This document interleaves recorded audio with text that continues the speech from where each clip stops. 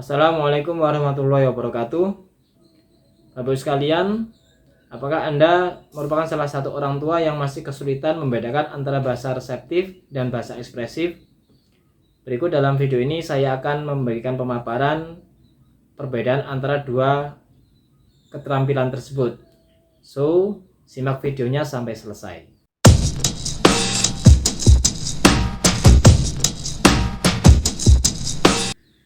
Bapak Ibu sekalian, keterampilan bahasa reseptif dan bahasa ekspresif merupakan dua hal yang berbeda.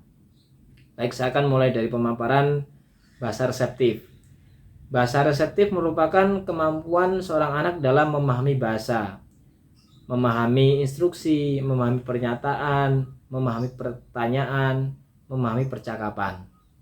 Keterampilan ini muncul terlebih dahulu sebelum bahasa ekspresif. Jadi fondasi bahasa yang perlu dibentuk terlebih dahulu di antara dua keterampilan ini adalah bahasa reseptif, bahasa pemahaman. Contoh sederhana untuk kita bisa mengetahui bahasa reseptif itu seperti apa. Anak yang pendengaran normal, di saat awal-awal kelahiran dia akan merespon terhadap suara-suara lingkungan termasuk suara percakapan dari orang tuanya.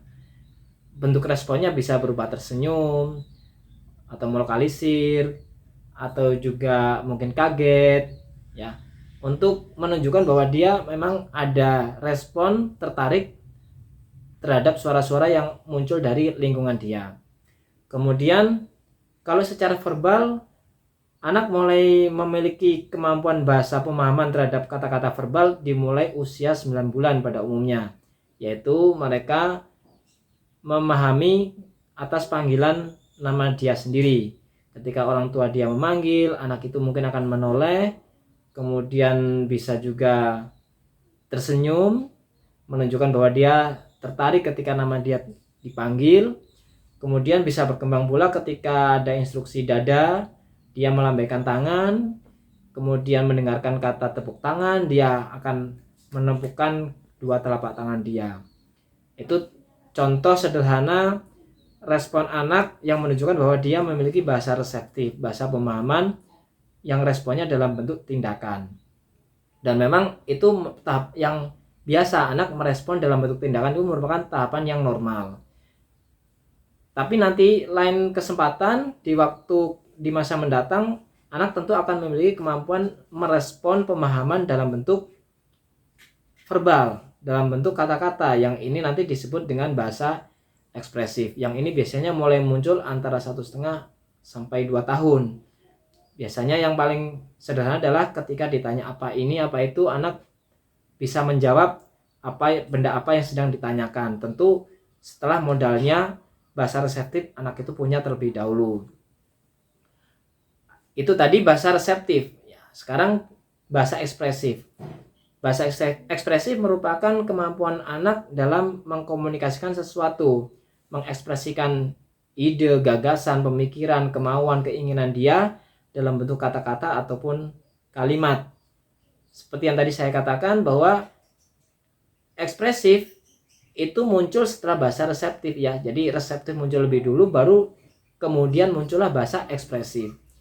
Bahasa ekspresif awal mulanya untuk anak-anak yang pendengaran normal diawali dengan di saat bayi dia mendekut, kemudian keluar vokalisasi, kemudian berkembang ke babbling, baba baba mama tata tata, kemudian berkembang ke jargon.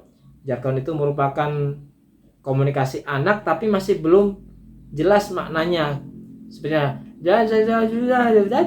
dia mungkin menunjukkan sesuatu atau minat sesuatu dan dia berusaha untuk ngomong tapi kata-katanya belum bisa dimengerti. Ya, ini biasanya masih kurang dari setahun. Kemudian pas usia 1 tahun pada umumnya anak sudah mulai keluar kata-kata pertama, walaupun tidak jelas, belum utuh, tapi kita bisa ngerti dan polanya terlihat mulai teratur. Misalkan dia memanggil kata ayah, mungkin cuma ya, polanya jelas dan mirip seperti kata yang sebenarnya. Atau dia memanggil ibunya atau memanggil kata bunda, seperti anak saya kalau manggil bunda awal mulanya panggilnya cuma nana ketika dia membutuhkan bantuan dari bundanya. Nah, Mungkin kata makan juga artinya dia mau makan dan seterusnya. Seiring bertambahnya usia, bertambahnya kemampuan, tentu ucapan dia akan semakin bagus, dan lambat laun juga mereka akan mulai bisa merangkai kata-kata, mulai frase hingga bahkan kalimat ya, seiring berjalannya waktu, seiring berjalannya usia. Nah, itulah bahasa ekspresif.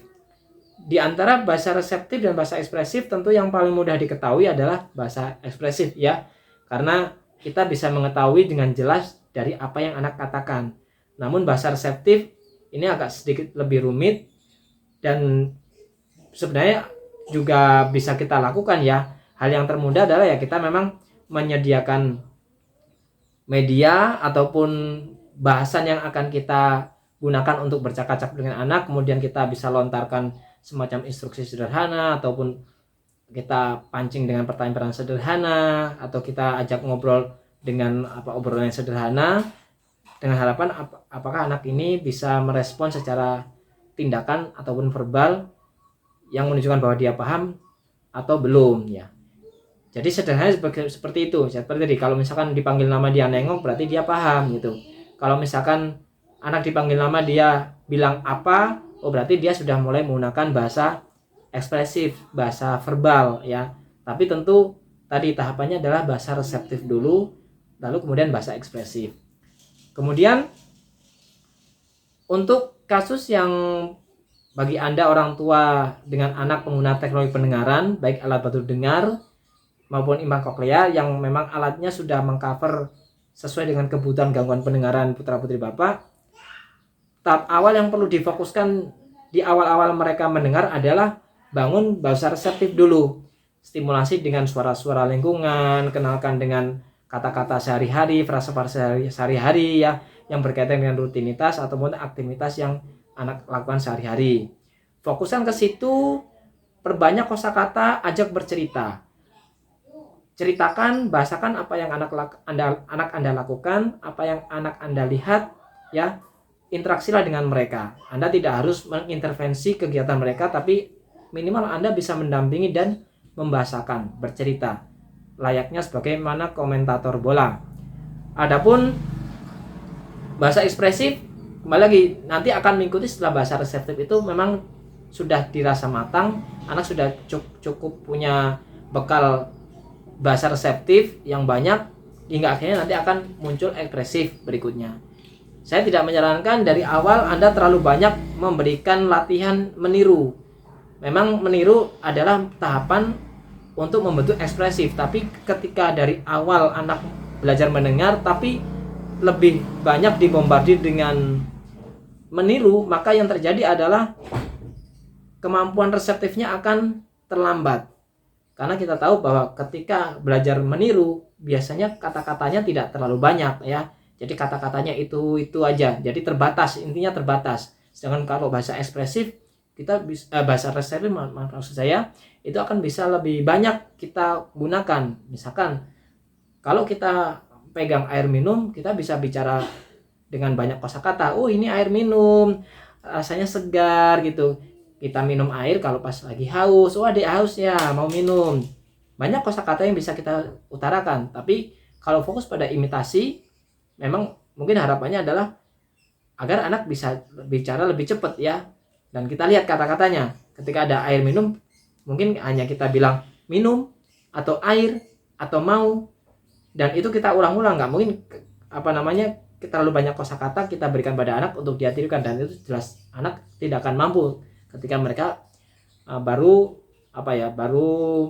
memiliki akses pendengaran yang cukup itu. Jadi kembali lagi, fokuslah pada pembangunan reseptif dengan banyak bercerita dan bersabarlah hingga nanti pada akhirnya bahasa ekspresif akan muncul secara bertahap sebagaimana perkembangan bayi dengan pendengaran normal. Nah, adapun tahapan-tahapan itu perlu Anda nanti ketahui, dan insya Allah di lain kesempatan saya juga akan buat tentang tahapan-tahapan kemampuan mendengar, bahasa reseptif dan juga bahasa ekspresif untuk membantu Anda bisa memahami lebih jauh bagaimana perkembangan mendengar, pemahaman dan bicara anak itu bisa berkembang layaknya seperti seperti kondisi anak-anak normal pada umumnya. Dan apabila Anda ingin menambahkan penjelasan tentang perbedaan antara bahasa reseptif dan bahasa ekspresif, lebih banyak lagi, silakan tulis di kolom komentar. Apabila ada pertanyaan atau saran permasalahan yang ingin kita bahas, silakan juga tulis di kolom komentar atau bisa juga DM di Instagram saya yang telah saya cantumkan di deskripsi video ini. Semoga penjelasan ini membantu Anda untuk memahami lebih jauh tentang perseptif dan ekspresif, dan semoga bermanfaat. Sampai jumpa di video-video berikutnya. Wassalamualaikum warahmatullahi wabarakatuh.